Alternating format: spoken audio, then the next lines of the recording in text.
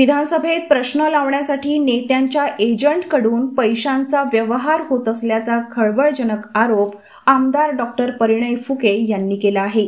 या प्रकरणात विरोधी पक्षातील आमदार आणि त्यांचे 7 ते 8 जवळचे कार्यकर्ते सहभागी असल्याचा दावा त्यांनी केला आहे।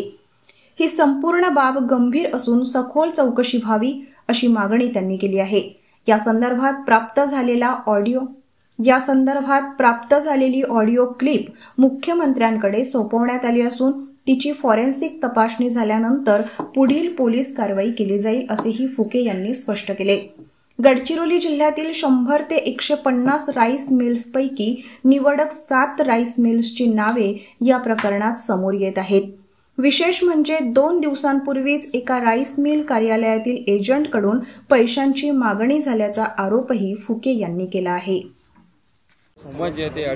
बघा, असं आहे की जोपर्यंत हे पुराव्यांची शहानिशा होत नाही, जोपर्यंत या संदर्भातली फॉरेन्सिक रिपोर्ट येत नाही, तोपर्यंत कोणाचं नाव घेणं ही योग्य होणार नाही। सत्ता पक्ष आहे की विपक्ष आहे? मला असं वाटतं की सत्ता पक्षाचं नसणारच।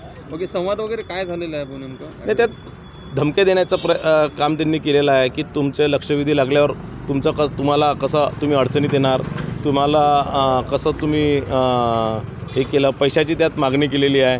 आणि याच्या आधी या प्रकारचं लक्षवेधी लावण्याच्या संदर्भातले पैशाचं जे देवाणघेवाण झालं होतं त्या संदर्भातलं संभाषण त्या ऑडिओ क्लिपमध्ये।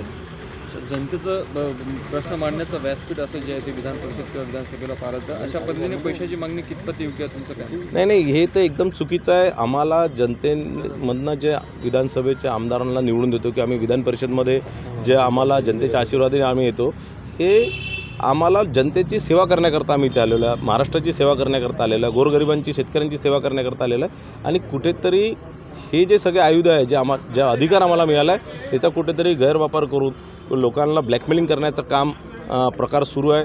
आणि अनेक लोक पैशाची मागणी नाही, पण त्यांच्या विधानसभेच्या निवडणुकीत काही लोकांनी जर समजा त्यांच्या विरोधात काम केलं असणार, किंवा काही लोकांनी त्या निवडणुकीच्या वेळेस त्यांना पैसे दिले नसणार, किंवा काही लोकांनी समजा दुसऱ्या पक्षाचं काम केलं असणार, किंवा काही लोकांनी त्या सगळ्या प्रकारच्या लोकांना, ते बिल्डर असतील, ते कॉन्ट्रॅक्टर असतील, ते काहीतरी एखादा व्यावसायिक असणार, तर त्यांना त्यांच्या व्यवसायाचे आम्ही प्रश्न लावू।